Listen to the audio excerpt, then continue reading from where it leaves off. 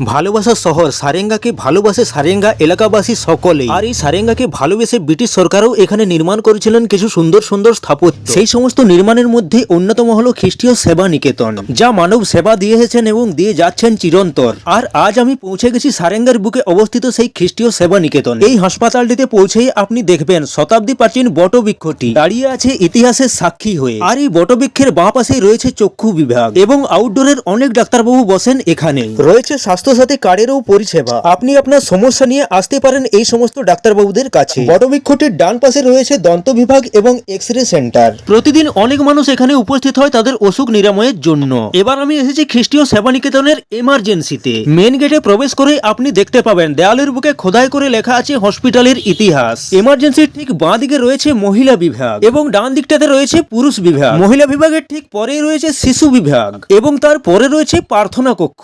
আর সবার শেষে আপনি পেয়ে যাবেন প্রসূতি বিভাগ। হাসপাতালটিতে রয়েছে তাদের নিজস্ব ওষুধেরও দোকান। তাছাড়া মেন গেটের বাইরে রয়েছে অনেকগুলি ওষুধের দোকান। নানা রকম ফুলের চাষ সহ সুন্দর সুন্দর গাছে সাজানো হয়েছে হসপিটালের গার্ডেনটিকে এবং তার সঙ্গে রয়েছে পানীয় জলের বিশেষ পরিষেবা। তো বন্ধুরা, শতাব্দী প্রাচীন ব্রিটিশ সরকার দ্বারা নির্মিত এই হসপিটালটি কেমন লাগলো কমেন্ট বক্সে অবশ্যই জানিও। আর আমার ভিডিওটি ভালো লাগলে আমাকে ফলো করে আমার পাশে থেকো এবং শেয়ার করে অন্যকে দেখার সুযোগ করে দাও। সকলেই সুস্থ থেকো। আজকের মতন টাটা।